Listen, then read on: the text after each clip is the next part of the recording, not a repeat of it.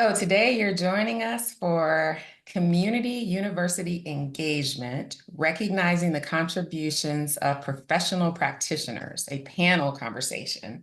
And I think you'll be as excited as I am when you hear the insights of these four outstanding panelists. We have a friend visiting from all the way across I think there's a word for what you say about folks who are coming from the other part of the world, but we're so glad that the University of Technology in Sydney, Australia is co-sponsoring with UNC Charlotte's urbanCORE. And as a reminder, there are two additional opportunities to engage with Dr. Malone. So if you are close enough or are able to jump in your car as soon as we're done at 12:30 today in person at UNC Charlotte, there will be a community engaged writers workshop, and that'll be in person. And then tomorrow at noon, there will be a live webinar, Communicating Engagement, How Community University Partnerships Are Reimagining the Research Article. And so I'm going to invite Tamara or Holly to put that registration link in the chat at your convenience so that folks can register if they want to be part of the webinar tomorrow. So in terms of what to center us for our content today, essentially we're recognizing that community university engagement has grown exponentially over the past few decades. And we know that central to its increased institutional legitimacy and credibility are the expert contributions of professional scholar administrators, but this often goes unrecognized. And so today we're going to explore how do we best recognize and critique and share these contributions, especially within scholarly spaces, usually given over to academic researchers and their community partners. So we have with us all the way from Australia, Dr. Margaret Malone, Executive Editor of Gateway's International Journal of Community Research and Engagement. We have Dr. Byron White, that would be Byron P. White, the Associate Provost for Urban Research and Community Engagement at UNC Charlotte. And he oversees urbanCORE, community-oriented research and engagement. And this is an office that's part of the UNC Charlotte Engaged Scholarship ecosystem. We have Dr. Emily M. Janke, Director of the Institute for Community and Economic Engagement, and an associate professor in the Peace and Conflict Studies Department at UNC Greensboro. And to round us out, we have Dr. Dennis McCunney from the Center for Student Success at East Carolina University. He's also an adjunct faculty member in the Leadership Studies minor, Master of Adult Education, and Master of Public Administration programs. And so we want to welcome our panelists and thank them for sharing their insights with us today. So to get us started, I'm going to ask you to share with us, and we'd love to hear from Emily, Byron, and Dennis about your path to the higher education community engagement field and whether you see yourself primarily as a scholar or administrator practitioner or both. And I think I'm going to invite Dennis to share first. Well, great. Thanks, Leslie, and thanks everyone for joining the conversation today. It's great to be with you all. I love the topic because I think it's very relevant and it's something that I've certainly experienced in my career path, which has been circuitous, if that's the right word. When I first got out of grad school, started in university ministry in Jesuit higher education, always sort of was getting involved in community engagement activities and partnering with faculty members, although, I was working in mission and ministry division at my first institution, which was closely aligned with student affairs. And then in 2015, I finished my doctorate and was able to begin teaching at the university. And I started at East Carolina in 2012 as a director of service learning, the director of Service Learning Center. So I've slowly kind of evolved into this role that works on multicultural education, experiential learning, community engagement, public service, leadership education, a collection of, I think, really fun and engaging things and activities. Um, but I've had to carve out a space to be in my view, what is a scholar practitioner. I don't think there's a clear path for that per se. I get sometimes some funny looks like, why are you doing that? Why are you writing that? Why are you presenting so often and doing all these other things, right? As an administrator, particularly in the UNC system, we're often told that we should be guides on the side and not sages on the stage. And that's, while I don't necessarily agree with that, as an educator, in my view of what it means to be an experiential educator, that's the culture within which I find myself right now, and many of us certainly do in the University of North Carolina system. So I've kind of taken this path of experiential education and merging my interest in scholarship with my interest in working closely with students sort of in the field. And I've loved the path, but there's always been new surprises that I think I've tried to tackle with kind of a spirit of curiosity and resilience, and try to see those new opportunities as helpful challenges to force me to grow. And so we'll see what comes next, right? But I'm grateful for the path that I've been on so far. So yeah, a little bit about me and my journey. Great, thanks, Dennis. Emily. Thanks. It's great to see everybody, and thanks for including us in your day today. So just to keep it short, my journey started probably in college, and I was an environmental geography major, but I took an intensive outdoor education leadership training program. And so I learned about what it means to be a leader, and from an outdoor experiential education perspective, which is a lot about active followership and how to lead from behind, so that the group that is having the experience feels like they had done it themselves, right? That you created this capacity for a shared experience that is successful. And so for me, education has really been about, how do I create spaces where people feel like they can grow and develop and be their best selves. Right after college, I wasn't sure what I wanted to do. I went and worked for 3 years at a boarding school, teaching high school. And so in that role, I got to have lots of experiences as a dorm parent, the director of a co-op program, service program, as a teacher. And through that time, I was able to understand that I was really into community engagement, and learned about service learning then, and that I wanted to do this work from a higher education perspective. And so Adam Weinberg was one of my professors. He's a sociologist who became the president at Denison College, and is just an incredible human being. And so he is genuinely one of the folks who I spoke with. And so he helped me think about going back to grad school. And for me, I knew I wanted to go back and I wanted to be in college, but I didn't know how to be a professional in college. Because I didn't know the organizational structure, I didn't know what it took. And some of his guidance was, a faculty member is really a life of the mind. You have research questions you're interested in. Sure, you're teaching classes, but like when you're looking at your day, you're only teaching so much. You're really somebody who needs to have this active life of the mind. And I thought, oh, that's not me. And because I thought, the thing that I really loved, writing was really hard in college. I chose all the social sciences, and it was always really hard and difficult. And so that must not be my path. And the administrative stuff is really intriguing to me. And I always feel like I have an opinion that I want to share with, like how it should be done. And so I just followed that. And so I ended up applying for a PhD in higher education.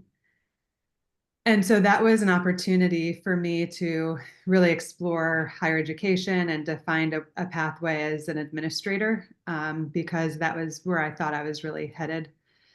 And so through that work, I did have a research assistantship with a number of different areas that gave me research experience. And so I always had research experience rather than teaching assistantships in that program. When I graduated, I was looking for jobs, and there was one in North Carolina as assistant director for service learning. And I thought, great, because I've never really worked in a college before. I'd like to kind of work at the bottom and sort of get my feet wet and see where I am. And so I was the assistant director for service learning in the Office of Leadership and Service Learning, which is housed in student affairs at UNCG. I was able to, in that position, work with faculty, largely junior faculty, were faculty fellows who are working on some projects, but also to work with them to support them writing. And so that is a little bit about what I'll talk about next. But the short of it is that I started getting involved with our faculty fellows and other faculty who are interested in service learning and were interested in figuring out, how do I write about what I'm doing? Because I have to be able to get publications to survive here. And so that was really one of the lead-ins for me to continue to be publishing. I published off my dissertation. The 2009-2014 strategic plan included support for community engaged scholarship. I became an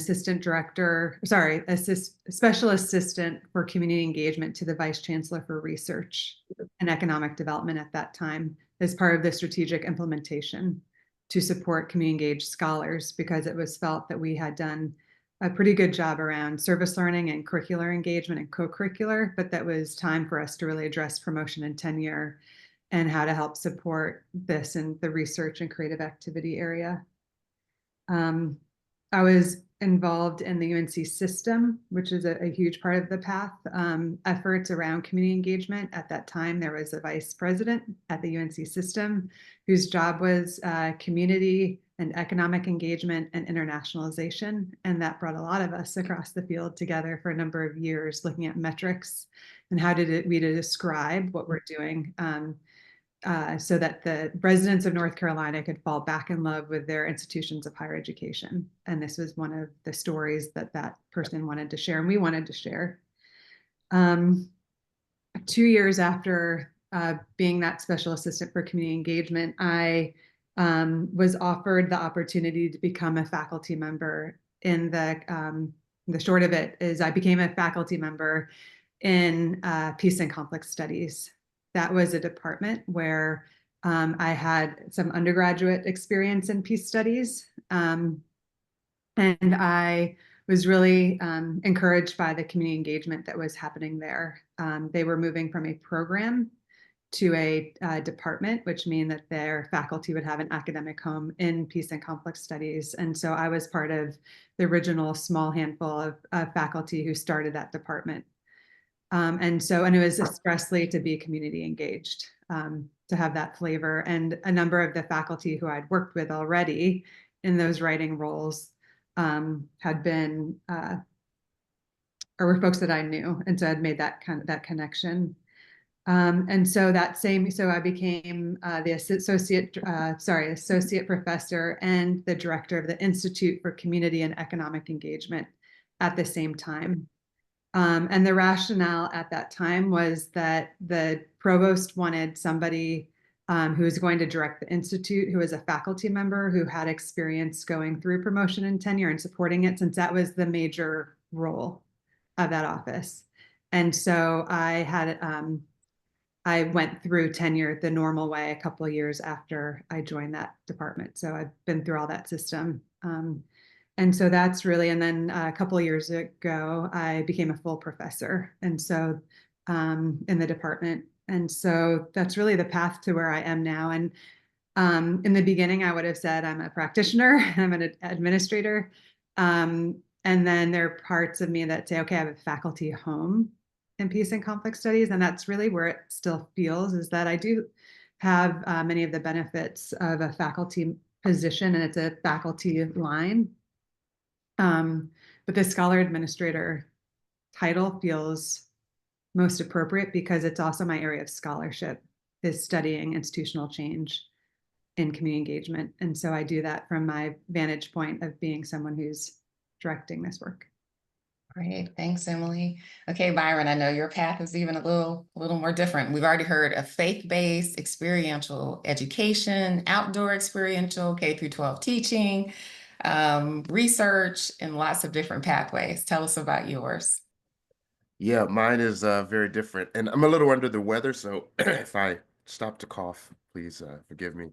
Um, yeah, I often think of my path of my career as kind of a three-legged stool, the third being what I'm doing now as an administrator in higher ed.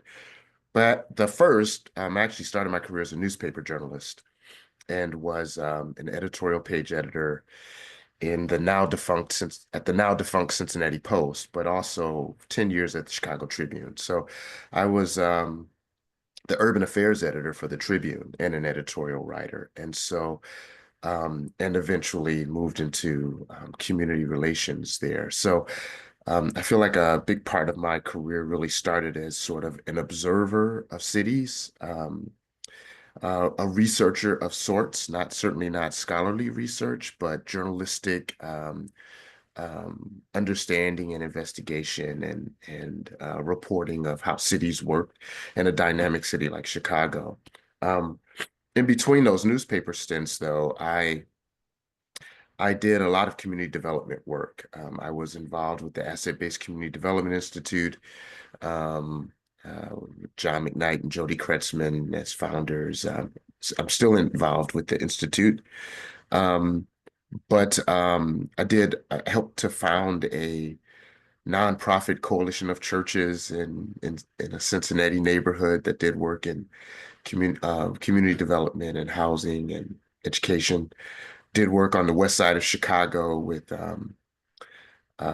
health-oriented, community-based associations, and so I did that work and as sort of a second leg, and eventually moved into higher ed and moved back to Cincinnati and started working at Xavier University and really helping to found their Center for Community Engaged Learning. And so I entered as certainly as a practitioner, not a scholar, into higher ed. Ended up getting my doctorate while doing that work at Xavier in higher education management, and have since worked at several universities and state system, and have reported to provosts, presidents, state system chancellors. And so my work has been squarely in the administrative space. I will say, though, that I've had a lot of opportunities to share insights, learnings through research vehicles. I have written from my dissertation, which was on university community engagement. I've published from that dissertation. I've written for a number of publications and book chapters. And so as an administrator, less as a scholar, I do have a professor of practice appointment in communication studies here at Charlotte, and I'm an affiliate faculty with education management in the College of Education here. But I did not move into this role through the faculty or academic ranks. I do think, though, that as we're starting to really think about how this work is sustained, advanced institutionally, that the insights from folks who are in administrative positions in engagement work and not necessarily on the front lines as particularly faculty engaged in the work are an important contribution to the sort of scholarly landscape of this work as it advances and moves on. So I am very much invested in contributing to that, but that's my path. Thanks, Byron. What I love so much about these pathways is what I love so much about this field, the community engagement higher education field, is that it really centers expertise and knowledge in its fullest manifestation, right? That knowledge comes from so many paths, so many places. And we know that in the academy, we think of knowledge as sort of located in one place. But what I love about our field is that the things that people bring to the table in order to do this work well is so important, as opposed to just taking one particular track into this pathway. And so that segues me into the next question, which I want Margaret to start to respond. And that is, what is your assessment? And I will ask the rest of you to think about this as well, but we'll start with Margaret. So what is your assessment of whether the higher education, community, and civic engagement field acknowledges and welcomes the contributions of administrator practitioners, and specifically related to scholarship, journals, publications, academic conferences? So Margaret, I'd love you to give us your thoughts. Yes, thank you. Hello, everyone. It's really nice to be here. Sorry. We're hearing a bit of an echo there, Margaret. Yes, me too. We'll just correct that. Okay, we don't hear it now. Thank you. Okay, thank you. Yes, I think it's interesting listening to all of these, the three stories just told there, and I was just jotting down some of the things that people were saying about the need to carve out a space. There was no clear path, being a guide on the side, how to lead from behind, and that even the administrative stuff is not a life of the mind. So, you know, and that paints a fairly grim picture on the one hand. So I think institutionally there are still these discourses that relate to administrators and their particular role and where they should be. But listening to these individual stories, the reality is quite different. You know, there's all sorts of sharing, there's all sorts of scholarship, there's all sorts of communication efforts to get out, you know, absolutely the life of the mind that's occurring in these administrative or kind of border positions. So and as an executive editor of Gateway's Journal, I think that's where we are, and particularly journals. There's still this lag between what's actually happening on the ground, the social changes that we're seeing, the scholarly changes, and where sort of institutional structures are. So if I can talk from the experience of the journal, and this was one of the kind of motivators for this talk, I guess, was that Gateway's Journal, which was founded in 2008, we're very much a research-orientated journal in the field of community engagement, research and practice. But we have always had a practice-based section, which are for non-peer-reviewed journals, as a place for people to share their practice clearly. And over the last 15 odd years, the submissions that we get in this section have both increased in number, but they've also really increased in sophistication, in rigor, in what they're talking about, what they're attempting. And as in response, the journal has started to pay a lot more attention to these practice-based submissions. And in fact, we're starting to send them out to peer review now, because they demand that sort of engagement. But And we've also sort of strengthened the guidelines around them and what we understand this section is about. But what's happened is that they've really taken shape around innovation and research methods. So collaborative, engaged methods in the field, really innovative, really interesting stuff. But I realized recently that there was another thread to these practice-based submissions that I hadn't properly recognized, which goes back, Leslie, to your opening comments about recognizing other forms of scholarship, in particular administrator, practitioner, those positions. And I went back and had a look at all of our published practice-based articles, and about close to 20% actually are from this other thread that I just hadn't noticed properly until I gathered them all together and said, who are these? What are they talking about? What position are they talking from? And they're all from around the world, speaking from the position of either a university or a network, such as the Taiwan network, the science shops in Europe, so a pan-European network.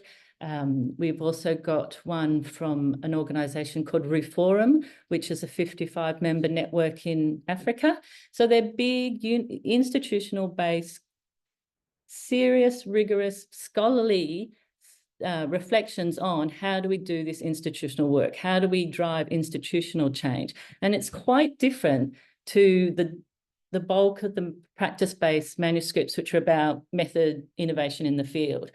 And, you know, I just kind of realized that Gateways as an institutional scholarly space has a real responsibility to, as you were saying, Dennis, to help carve out this path, to make this space, and to really think in some detail. And I'll be interested in everyone's comments here about what sort of space is needed. What's its purpose? Who should, you know, who do we want to make welcome here? What sort of refereeing do we need? What guidelines? All of that institutional recognition work, you know, that isn't quite in place because it's not the traditional scholarly activity. And if we don't actively and intentionally recognize it, then once again, people kind of struggle to find their place.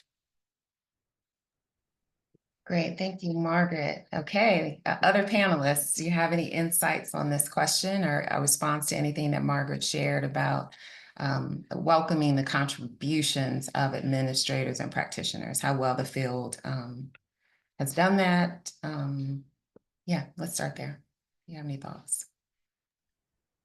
I don't know if I need to raise my hand, Leslie, but I was being No. polite. Jump in. So yeah, just a quick comment. And Margaret, I really appreciate both your leadership and journals like Gateways that that are thinking about this issue thoughtfully and carefully, because, you know, I think all of us represent a whole host of and a community of community engagement practitioners or educators, even what I'd call them, who are looking for opportunities to make contributions, right? Like Byron said, and really invested in this work. I think as you were talking, I was thinking about really the need for mentoring and kind of courageous leadership in this space.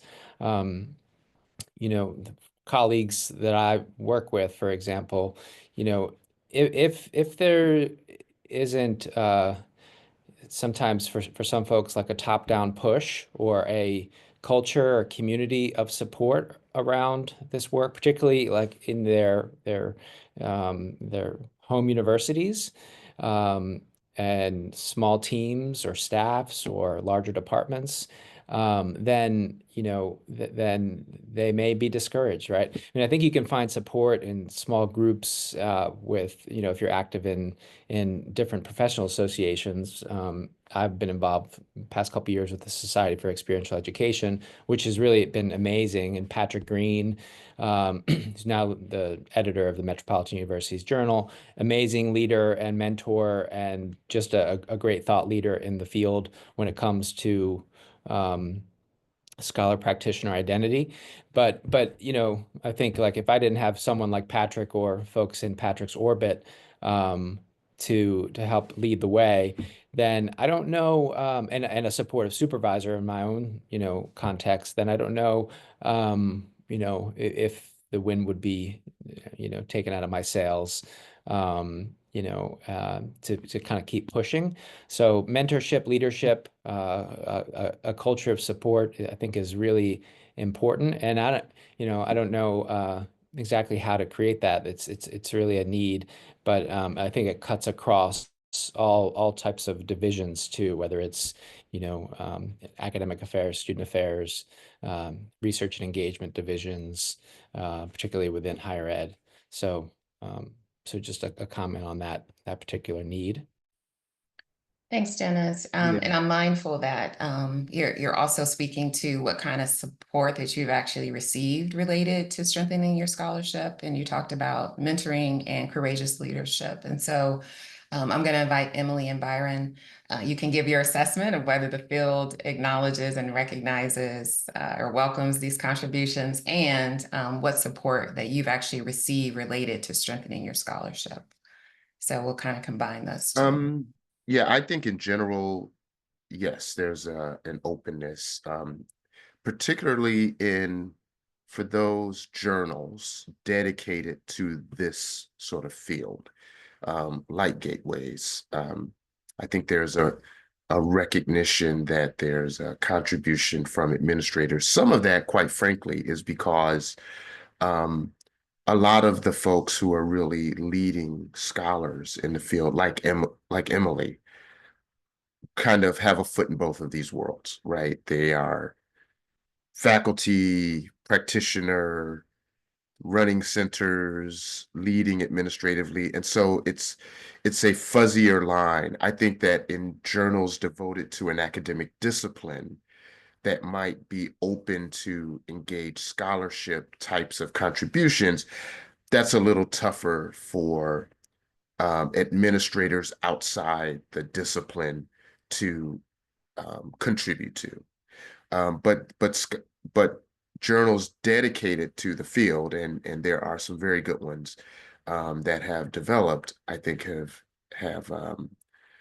been open. I will also say though that it took me 10 minutes after being hired by a university to realize I had to get a doctorate if I was going to seriously contribute in some scholarly way to the work, right? Let alone advance. And so I think that's still a reality. I was fortunate to have been able to enter an executive doctorate program at the University of Pennsylvania, and that's been amazing. But it was important, having worked, no matter where I've worked at 3 universities and a state system. And no matter where I've worked, I've had to work with and have credibility among faculty. And there's just no doubt that having at least produced a scholarship, written a dissertation, published, has been a kind of a component of that credibility. And so I think that's still a reality. But once those sort of thresholds are crossed, and I'm curious to hear from Margaret whether she sees those as thresholds. I think they still are in the field, for better or worse. Then I think there's a very real openness to contributions, no matter where the contributor is sitting within the institution. Great, thanks, Byron. Margaret, I don't know if you wanted to respond to that, this idea of the threshold still being necessary. Yes, I would. Thank you. Yes, Byron, I think you made they're really good points. In fact, that's my story too. I'm an editor, that's my profession, and I've got decades of experience, but I realized very quickly once I moved into higher education that I would need a PhD as well, that in order to have that legitimacy and to progress, it didn't matter how, what brilliance I brought as an editor. Without a dissertation, it wasn't quite the same. So I think that is absolutely a threshold. I would say in the scholarly literature, in what's becoming the very, very accepted are co-authored submissions, and in fact that's expected now, and that's certainly a way to get a mix of contributors and particularly community-based partners in. I was talking before about how community-based partners rarely submit by themselves. So I think collaboration among authorship teams is really essential to get that diversity and that support, and presumably there's still that element of needing to cross that threshold that someone in there has a dissertation, has a discipline, has that background to them. So yes, I think all those things exist. I think though I think journals need to, I take your point, Byron, that journals, particularly ones that don't have a disciplinary sort of core, are very open to a range of contributions and actively open. But I think there's still a bit more room to be done around administrator scholars. And I think particularly journals need to make it really, really visible. And I think they need their own parameters, their own sense of purpose, their own referees. There are, you know, that space needs to be really clearly drawn, and it needs to be, the journal's got a responsibility to step forward and say, this is really legitimate and credible, and we're really interested in supporting and maintaining that space and driving it too. Great, thanks, Margaret. So Emily, I'd love to hear your assessment of whether the field acknowledges and welcomes contributions. I think this conversation is pointing to the field accepts administrator practitioners' contributions if they mirror and mimic the PhD faculty profile.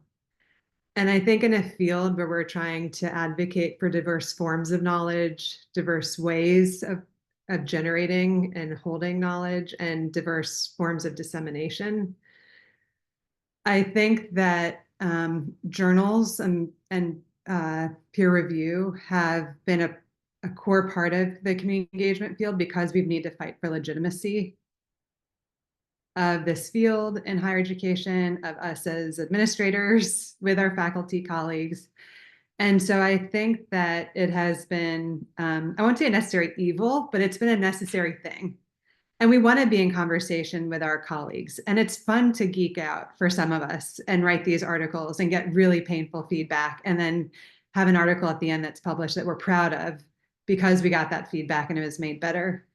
But I think that if we're really to advance as a field, I really do think that we need to be modernizing our platforms and ways of thinking about scholarship, to thinking about, you know, does all scholarship that's shared need to be peer reviewed?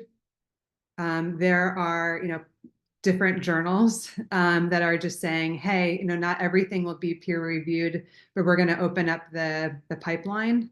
Preprints are a way that folks are getting information out before publication or in lieu of peer review. And so those, I think, are sort of opening the scope of the number of things that can have eyeballs on them and people can share with them, even as I think we've had this constricted,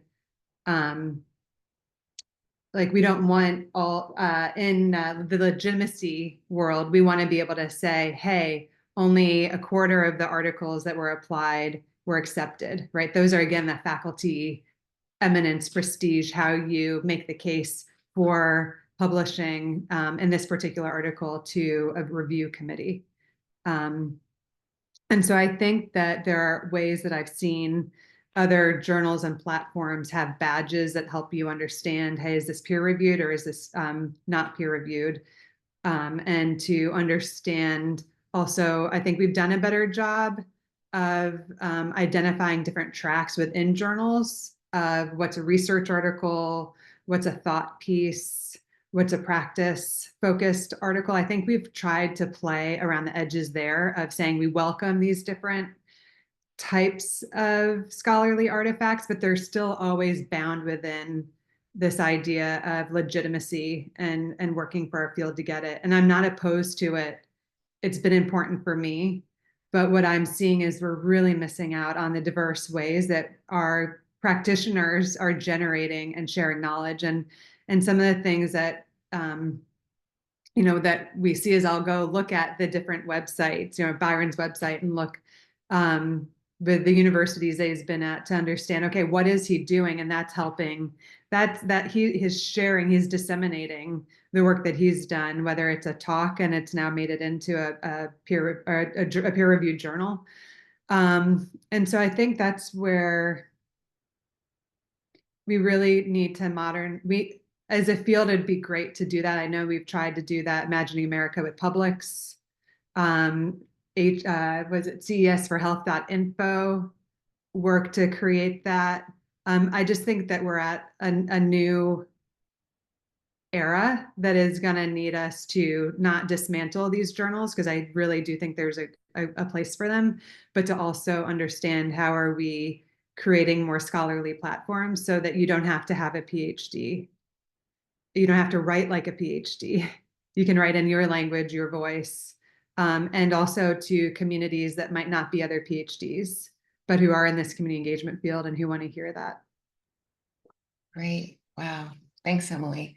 Okay, so now we are left with this question of, and we've started it, what more do you believe that the field could do? So I've already heard from Emily, of course, the idea of opening up our journals to other ways of knowing and different sorts of artifacts. And maybe that's just different tracks that they're reviewed differently than peer-reviewed articles. Of course, Dennis talked about the need for mentorship and courageous leadership in our individual institutions. And I think Margaret talked a little bit about sort of co-authorship and the importance of finding ways to bring community voices into the current structures.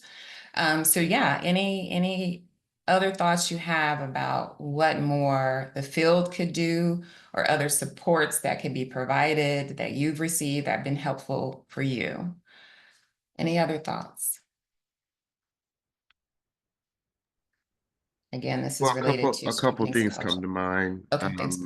One, I do think that there can be much more serious collaboration between administrators and faculty. I know that I make a point and have made a point of, I have a small network of sort of faculty mentors who, with whom I engage around my thinking and writing, but I also think it contributes to their scholarship to hear sort of some of the administrative challenges or landscape for in this, especially in this area of engaged scholarship. I have found that outside of academic journals, there are a number of sort of outlets for sharing insights. Different types of organizations, foundations in the field. I know I've written for the Kettering Foundation, for instance.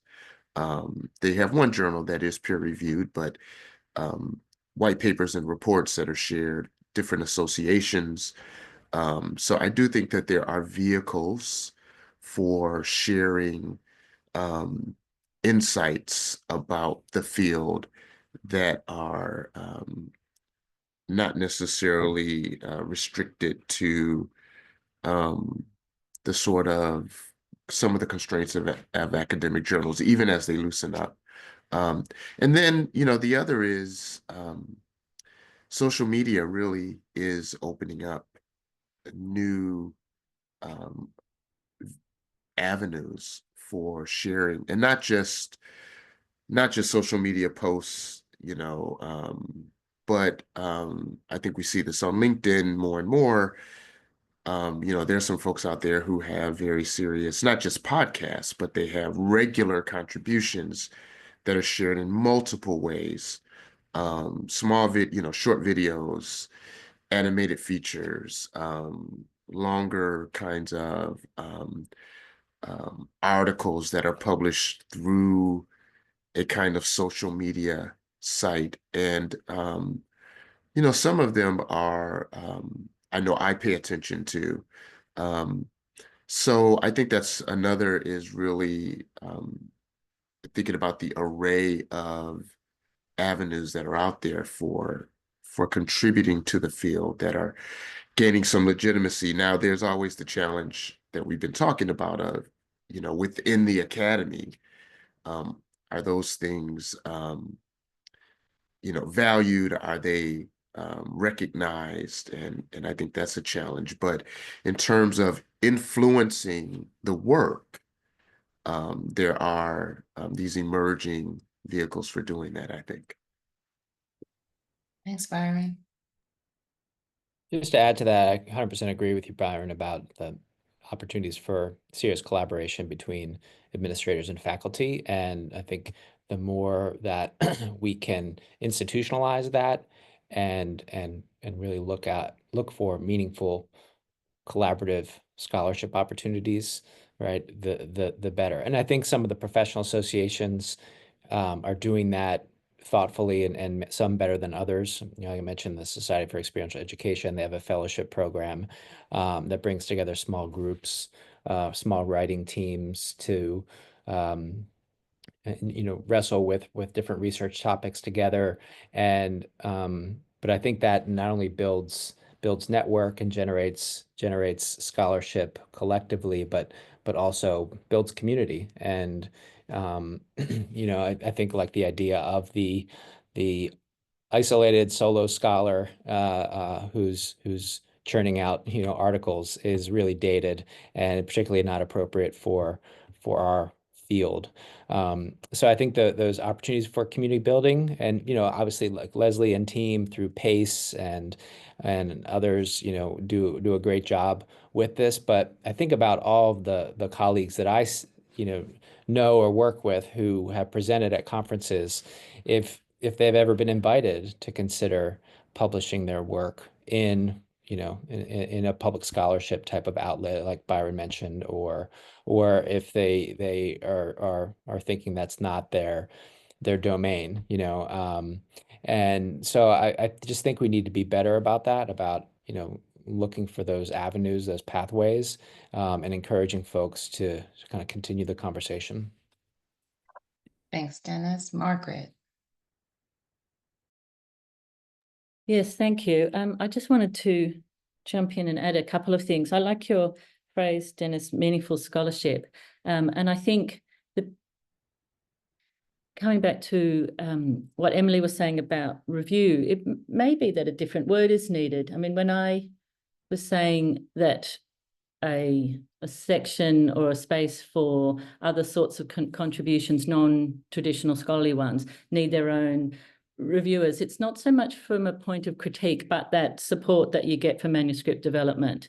One of the reasons that Gateways, we don't publish preprints, and we also don't often publish the reviewers' comments, is because I have found that writers really, really value that support to improve their manuscript, and value that support in a sort of private space. You know, writing's complex, it's hard, it's quite, you know, there's a lot to grapple with. So we do a lot of work to make that process as constructive and support and helpful and positive as possible, regardless of the outcome. So that process of assessment and input and feedback and review is really positive. And I think to build that space for non-traditional scholarly contributions, be they from community partners or from administrators, from the whole spectrum, there's a real need to reassure contributors that their contribution in whatever shape or form will be respected and valued. And I think that's a big part of it. I know trying to get community-based partners to act as a referee, they're often quite reluctant because they feel they're not qualified, or they, you know, can they do it? So there's absolutely something about the review system that still is quite unwelcoming, foreboding, you know, that it's only for certain people. And I think both, you know, for the system of, you know, for communication within higher education, rethinking the peer review system is well overdue. It's really straining under the load. It's in the hands of too few people. It's burdensome, it's unremunerated, all of that sort of stuff. And also, we're not tapping into the enormous diverse contributions and knowledge that exists there. You know, it should be a much more shared, communal, positive thing that people can contribute to. So I do think, if, you know, in terms of my thinking about the journal, and this is certainly, I've been thinking about it in all sorts of ways, but this desire to more actively make a space for other sorts of non-traditional scholarly contributions, the review system is integral, that we reframe that and we make it very clear its purpose, what we're thinking, how, why, and with whom. And all of that goes hand in hand, I think, so that it becomes a system that has that mentoring, has that community of practice, has that building aspect to it, rather than a kind of tear down or gatekeeping or critique. That, you know, I actually don't think that's true so much, but those ideas still exist quite strongly. Thank you. Okay, Emily, you'll get the final word on what more do you believe the field could do? And then I want to invite folks, you can certainly put your questions in the chat. We actually are small enough that I think folks could unmute as well. But as a reminder, this session is scheduled to go an additional 30 minutes. So we'll be done at 11:30. And if we get you out sooner, great. But please think of your questions, and we'll let Emily share her final thoughts. I mean, I think in terms of the field, the broad ones are broadening what scholarship looks like and the way we think about how we share it. I think that it's also within mentoring and conversations that we have with each other when we are in institutes or centers or offices, of how do we support staff who in those centers who may not have a faculty role to identify as scholars, and how do we actually support their time and their professional development to be able to do this work? Because it's one of the things that gets in when I started doing it, my boss at the time, the first 2 years at UNCG, sort of looked at me side-eyed a little bit that I was spending time writing, right? But because I was with a faculty member working on their project as a second author, supporting them, it would be okay.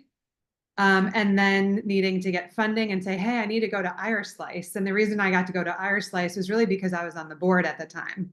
So then I had sort of like a legitimacy. It wasn't because, oh, I want you to go there because this is a research association and you're a service learning person. You should be going to a service learning conference.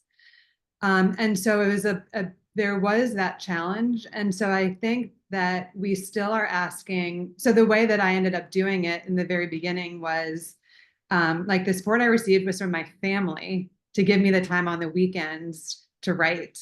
And when my son was little, it was like he would nap and I would go run for as long, you know, and write as long as I could get on the weekends. And so it was just a lot of like anxiety and sort of feeling like if I didn't publish within the first 2 or 3 years as a staff member, I was going to be totally left behind. And so super anxious about it. And so I think that as we look at position descriptions when we're writing them, how do we write in some time, even if it's like a tiny percent that is committed to scholarship and professional development around that area? How do we provide funding, even if we don't have a lot of funding, connecting to North Carolina campus engagement, right? And to the different webinars and the groups that are regional, that are much more affordable and super relevant.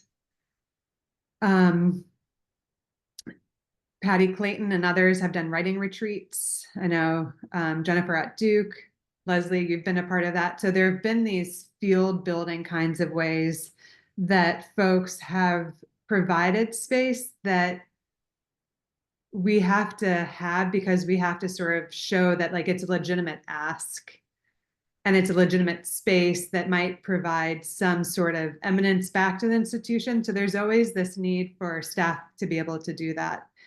And then funding to be able to go to the conferences when, you know, they're $1,500 minimum now. International ones are thousands. So again, how are we thinking about that? And so I'd be interested in continuing to talk with people about how do they support the scholarship of engagement on their campus. Again, part of my story and the work that we do in the Institute is that we study our institution and the change that's been happening. And we've developed a series called Excellence in Community Engagement and Community Engaged Scholarship. And so it has been, actually I can link that.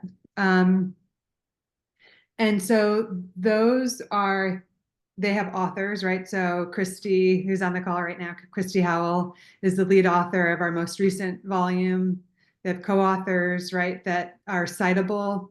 This gets cited and looked at more than all my other articles, my peer-reviewed journal articles. And so when we think about engaging in that institutional inquiry, it actually helps us to do a better job, to be more strategic, to be more planful, to develop our theory of change of why am I doing this now? And so I've been able to really think about that over time.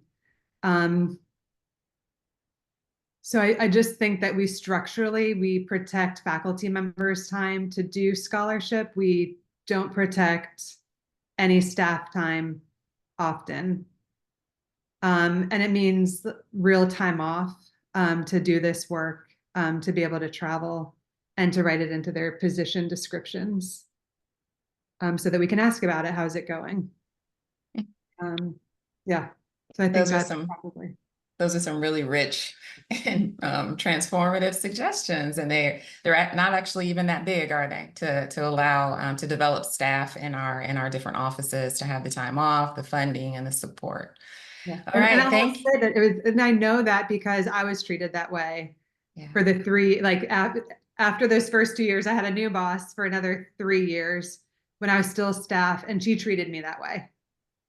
So that's how I got to even be in a place that the provost could say, hey, would you could we do this faculty line thing and the director position? If she hadn't done that for me, I would not have had the publications to be able to be eligible to that department to be a faculty member. So if we don't do it just by our own, we do it because we have other colleagues at our institutions who are helping us as well as in the field.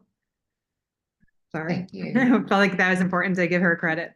Absolutely. That's great. All right. This was a wonderful, rich conversation. And now we get to open it up to the folks who have been sharing this space with us. And so I encourage you to come off mute, tell us what institution you're representing, and ask some questions of our amazing panelists. Or share any thoughts if you have other thoughts about, and I think Emily offered that invitation. If there's other ways you think that we could support the field or support scholarship in this way.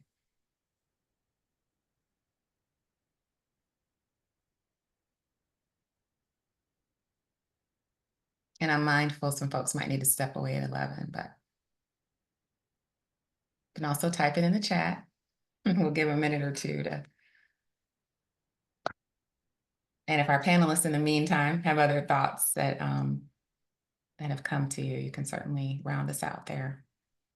One more quick thought while we're waiting for questions is, I feel like I should give a shout out to the Carnegie classifications, Marisol and John Saltmarsh and Cami Jones, because, as benchmark, as a benchmarking tool, that they have done a great job of encouraging institutions to look at, and report on not just faculty scholarship, but administrator scholarship and student scholarship. So I think that's really important to set that bar high and expectations around that, both for, the community engagement classification and the new leadership for public purpose classification.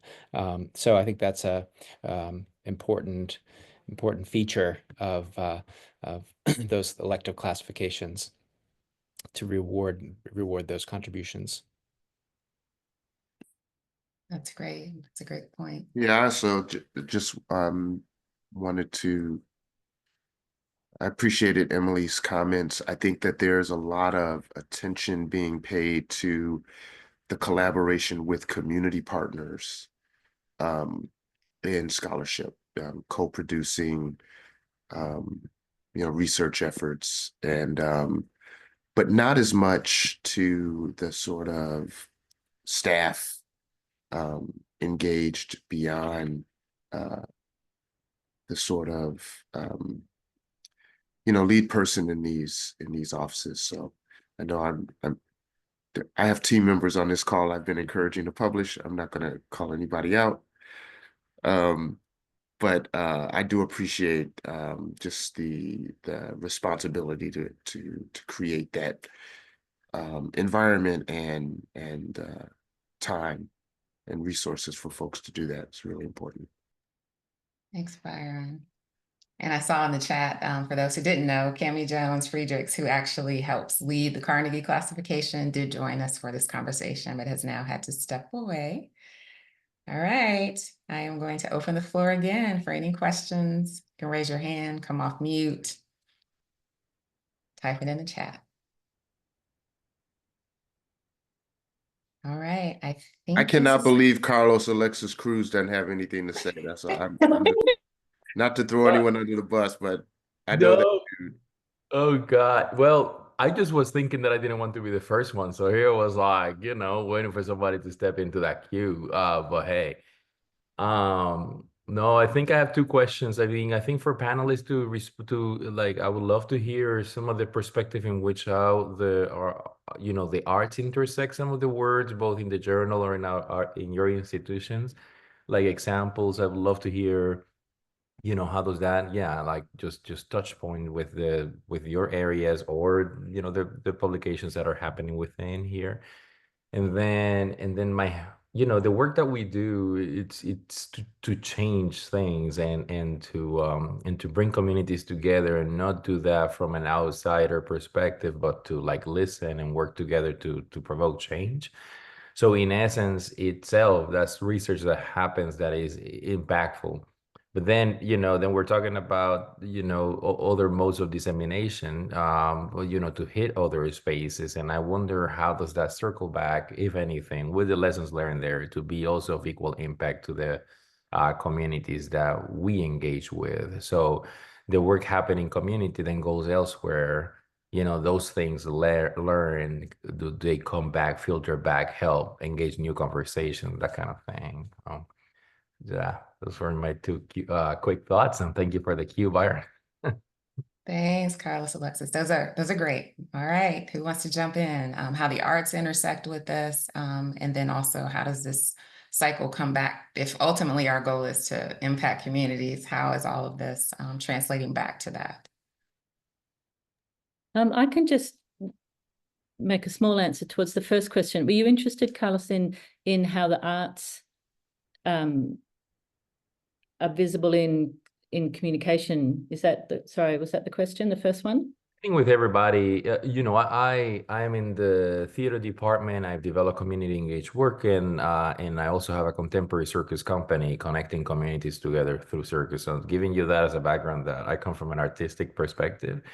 I'm just curious, for example, in in your work, how do people publish, like what kind of things have you seen, example, and then in other institutions, if they are peers or colleagues like at UNCG and so on, that are, you have those examples also present. I think it's, in a lot of these conversation, artists, and I come from Latin America, so there's a sector in our theater making that is really engaged with our communities, but there's a lot of peers across the nation that are devising and doing new work and working with communities. And I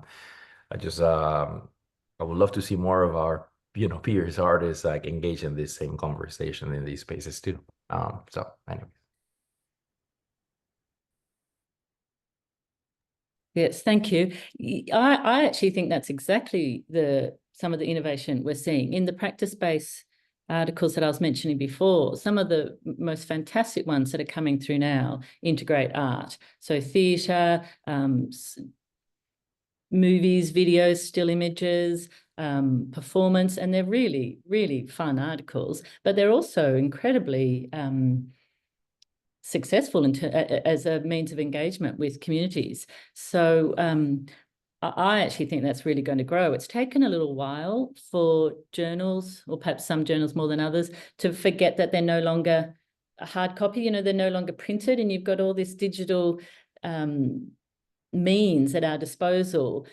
yet that institutional change can be slow, but it's really coming through very quickly and steadily, and it's really quite exciting, the kind of mix of modes that you're getting in communication. So I think that's absolutely just going to grow. We'll get more and more of those sorts of multimodal.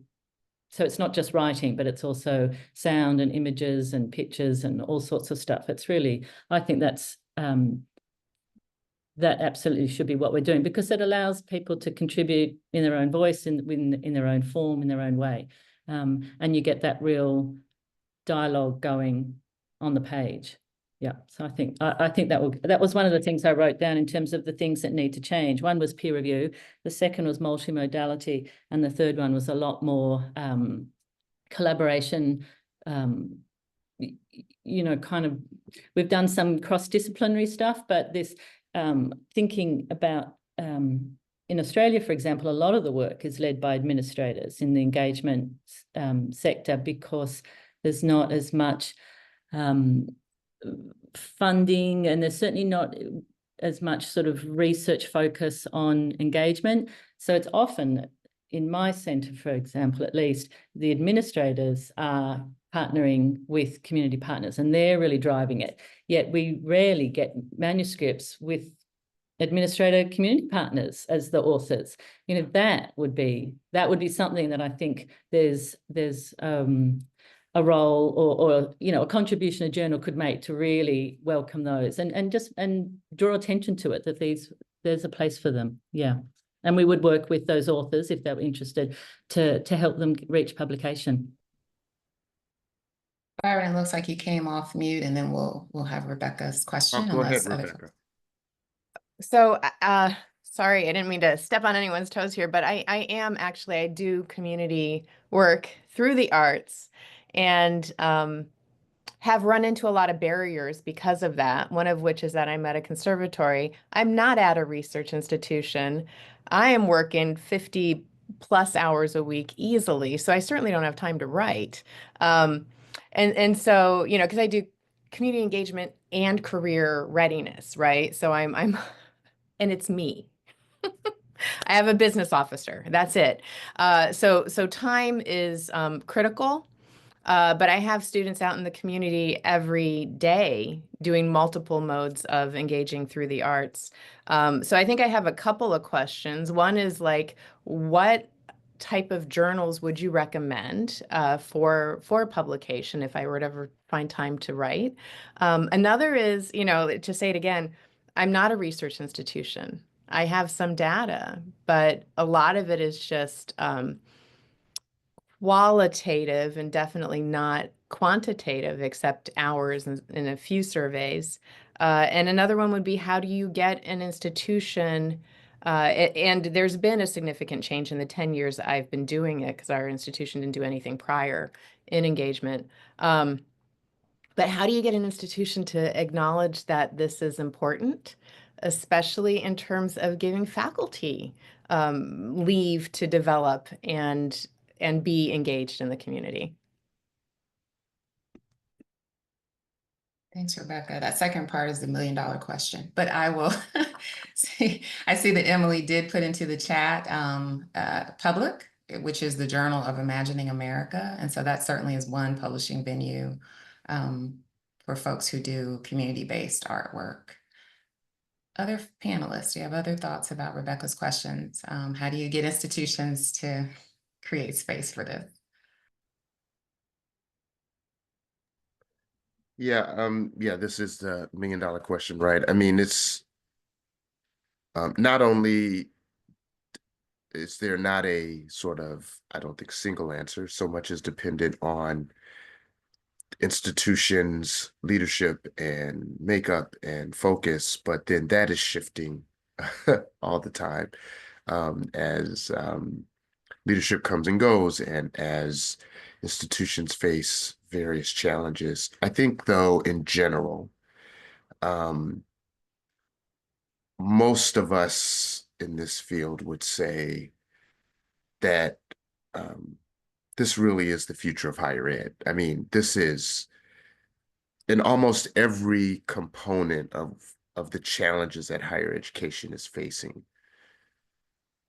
Deeper, more collaborative engagement with the communities, especially in proximity to those institutions, is probably central to any number of challenges, from enrollment to recruiting faculty and retaining them, to producing relevant research that is recognized and funded. It's sort of the game in some ways has come to this work. And I think that the more, and it varies depending on the role we all have and the rooms we sit in, but the more we can tie the institutional benefit in various ways to the practice of engagement, I think is one way to kind of broaden the institutional, certainly at least recognition and acknowledgement, if not support and investment in the work. And so, you know, it's obviously doing great work that's producing scholarship and producing community impact, but then at the same time aligning those results to a diverse set of institutional objectives and priorities as much as possible. Certainly, most of our institutions declare that to be the case somewhere in a mission statement or strategic statement, and sort of holding that up and aligning to it and elevating it as a serious pursuit.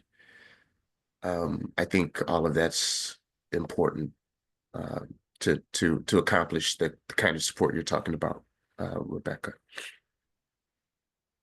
Thanks, Byron. Do any of our other panelists have a response to either question from Carlos, Alexis, or from Rebecca? I'll avoid that big question that I think Byron tackled it well, but I will address though the Rebecca, your question about not being at a large R1, for example, and maybe access to large data sets, quantitative inquiry, right? I mean, but I do think though, I mean, I think one of the great things about this discussion and the field is that, like Emily was saying earlier, the variety of ways of knowing, and there's so many different methodologies that I think are recognized and valued in this space, and so I think there's great value in, for example, ethnographic approaches, ethnographic case studies, or case in point kind of methodology, because that rich description of a particular case or phenomenon is I think supremely helpful in describing context, et cetera. So I think there's a lot of opportunity for you in your work. Even, I was thinking about, we just had a manuscript published in the ELFI journal, Experiential Learning and Teaching in Higher Education, which has, I think, a great blend, from what I can see in my experience with it, a blend of practitioner-based research and academicians submitting to that. So something else to consider, on your list of potential outlets. Thanks, Dennis. Emily, it looks like you came off mute.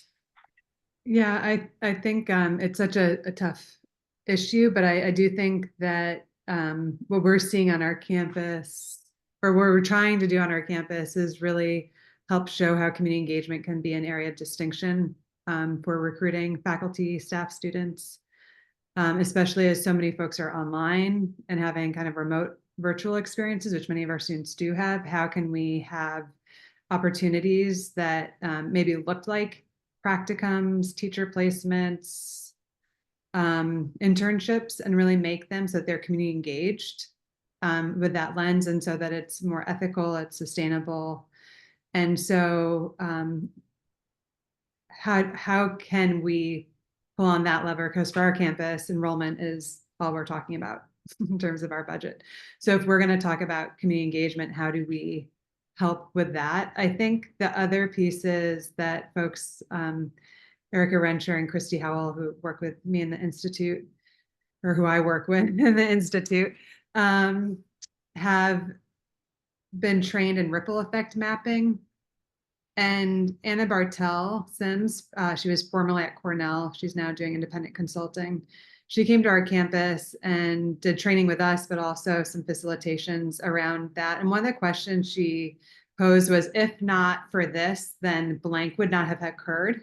It's like, if not for, or but if not, you know, what would have. And so I think one of the things we're trying to do a better job with is ripple effect mapping and offering that to different departments and community engaged partnerships to help them understand, if not for these connections, what are all the ripple out things that wouldn't have happened, that may be publications and presentations, but are other kinds of things. I've also been working with some folks at Epigeum, which is now part of Sage Publishing, and looking at impact measurement and research impact measurement in Australia, New Zealand, Canada. That is a part of how their higher education system is assessed. And we don't have that in the same way. So I feel like actually Margaret, and you know, where you are is ahead of us in terms of being able to articulate public research impact. And so there's a great webinar that I can share as a link if folks are interested. So I think, Rebecca, like we have to keep, you know, the strategic direction of whatever our individual campus cares about. And then it often feels like it's lip service that they give to it, and they're not actually aligning resources, because if they were, probably you'd have more, is a little bit of that feeling. But I do think that Byron's right, that the game's coming to community engagement as what is making us distinctive, and a different experience from taking an online course, or a course that doesn't have a hybrid or some sort of really intentional community building. I don't want to malign virtual education, because I actually think it could be done really well. Thanks, Emily. Margaret, did you have any thoughts? And then it looked like Christy, you came off of mute, maybe with the questions. I think you'll have the last question. I didn't really, although I'd love to get a link or some information, Emily, from what the Epigeum work that you were just talking about. To be honest, I'm a little bit surprised that Australia, you think Australia's ahead. In so many ways, we've got so far to go in terms of institutionalizing, embedding engagement. I know that was on a slightly different point, but so I'd be very interested. I'd be curious about that. So no, I think I'm okay. I think I've said everything I wanted to say. Thank you. Okay, Christy, you get the last question. That's terrifying, Leslie, but thank you. You're so smart. It's going to be amazing.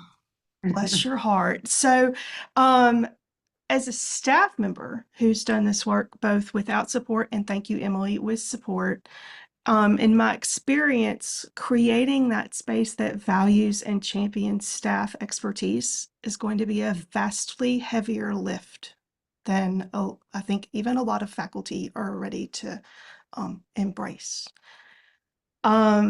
It's because it's tantamount really to challenging the entire hierarchical structure of the institution and the spaces where we live and work. So I'd be curious for everybody to like grab your crystal ball and take a look and daydream, and you know, like, how do we break the system to make it better? Because at the end of the day, if we can create a more equitable space for staff and for additional voices, it does benefit us all, in addition to staff and community members and faculty who aren't on the tenure track, et cetera. So it would create a more equitable space across the board. What does that look like? How do we break it first? Okay, I'll give you my crystal ball, Christy. I'm going out. So I think, and this is riffing a little bit on what Emily was saying, I really think that where higher ed is headed, especially regional universities, especially, there's the group of super highly selective universities that people will pay whatever they have to pay to go to, that's, you know, a small sliver, but the rest of us, I think what we're moving into is a situation where we're not so much generating, the primary work is not generating knowledge, but helping learners navigate knowledge. And that knowledge is everywhere and broad and accessible and available. And in some ways, the way it's available is through experiential kinds of connection. And learners get this, right? And so I think what we're seeing is higher ed moving to a place where we're going to have an infrastructure that helps learners navigate myriad forms of learning, some of which is generated by our scholarship and some of which is not. And to do that, it's going to require a much broader set of practitioners than just faculty, especially if there are some faculty who will be devoted to research. And in that navigation space, I think, is where you know, engagement and staff outside of academic affairs, where staff within academic affairs who aren't faculty, who touch the lives of students and touch community, are going to be critically important. So do I have the perfect path to get there? I just think that the demands on higher ed are pushing us toward having to enable this kind of interaction. And we're going to have to find capacity more broadly than just faculty, or at least faculty in kind of traditional roles, to pull it off. And so that's what I'm looking forward to. And when I look at my crystal ball, that's what I see on the horizon. Thanks, Byron. Dennis? Well, yeah, I think that's a fun question, Christy. I think that, you know, sort of it's similar to Byron's point, the offices, centers, professionals who have some sort of community outreach function, right? It might not even be official, right? They're not part of a community engagement center, like our OSHA institutes, our continuing professional education, you know, centers, right?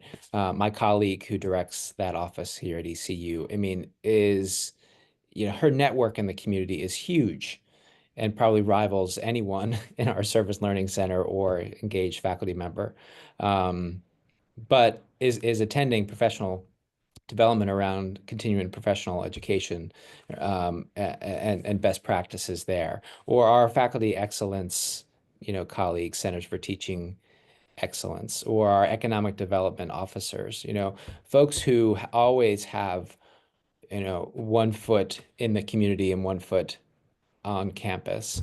I think we really need to, you know, hold up those folks and see them as leading examples, who, you know, are keeping those community relations going and making sure that, you know, that the public face of the institution, apart from just, you know, everyday students who are degree seeking, but these are the folks who are representing the university in really, I think, unique ways. You know, we need to make sure that those folks, you know, are front and center, are resourced well, and have clear ties to, you know, collaborative networks at the rest of the institution. Because you know, and oftentimes, you know, they are not connected with each other, and especially at a large institution like my campus, 28,000, you know, students. We're very decentralized, and you have to work really hard to bring folks together. But once you get folks in the same room, particularly around that topic, community connections broadly, then they're like, oh, we don't know that, it's one of the values of Carnegie classifications is brings the function of it is to bring teams together and focus on a quality process and actually say, I didn't realize the institution was doing that. I didn't realize you were doing that. Here's opportunities for kind of future collaboration and synergies. But I think those are really some kind of key touch points that we need to pay attention to. Emily or Margaret, and then we'll conclude. This is not really an answer. I was just sort of struck by some of the comments and thinking about the situation in Australia. And this is not an answer at all. It's more a comment on where we are at the moment, which is in such a conflicted place. On the one hand, Carnegie, we've just had our first round and we're doing some revision. We want to really embed it in the higher education sector. And as Dennis was saying, it really pushes institutions to think about best practice across all the arms of the university and to really bring it together and to highlight what is often quite siloed or hidden activity. So that's really fantastic, and I hope it will happen. I'm involved in it. But we've got a long way to go. And on the other hand, we've just had a big federal government accord where it really looked at higher education, where it needs to go. And the final report on that was to sort of drag engagement backwards because all the language it used was very much like this is a sort of third stream. It's separate to research. It's separate to teaching and learning. It's its own sort of outreach, really. So we're not doing very well at talking at the different levels that we need to. There's all sorts of stuff happening on the ground. Some institutions are doing some good work, but often a lot of it's isolated and discrete. And then we've got the federal government who's, kind of talking a different conversation. So that's not a crystal ball at all, but, but more a comment on how far we've got to go, I feel, in Australia. Great, thank you for that perspective. Emily, last word, and then I'll close this out. Sure. I think we're going to have a hard road ahead of us because of institutional resources and scarcity of resources. I mean, again, at UNCG, that's our perspective, where we have staff members who are doing, 3 people are doing the job of 8. And folks are turning over. We know that in the higher education field in North Carolina, we've had that experience with the new equality policy and the way that is creating restrictions on how staff speak and behave. And that faculty, because of academic freedom, they get to behave very differently. And all the time that we have to spend now kind of going and auditing websites and programs and things like that.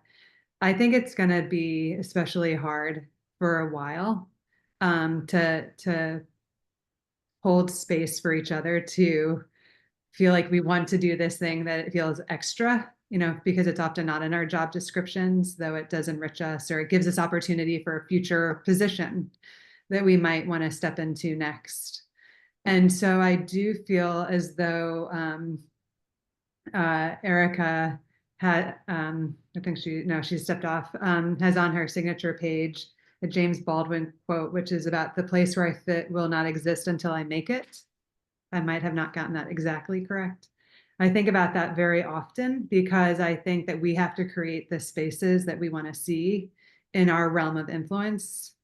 And so for me, that's working with Christy and Erica and with other faculty in the Institute and creating a space where we are modeling what the future can look like. And so even though it's insanely frustrating that I can't support the scholarship of engagement in other offices, there are things that we can do by just being brave and saying, this is how it ought to be, and this is how we're going to treat people here. And we encourage you to do the same. But I do, so there's a bit of me that is just bracing for a tough few years and it being a bit harder to actually do some of this work in North Carolina. Appreciate your reminder of our context and the call on us to all be brave. Thank you so much to our panelists. We're so excited again that Dr. Malone is in our state. Just as a reminder, for those of you who are going to be in person for the 12:30 Writers Workshop, hopefully you have everything you need to know where you need to be. And then tomorrow, for folks who want to join that webinar, again, the link is in the chat. I will follow up with an email. And we hope that you will participate. Thank you all for your time. Thank you, Leslie.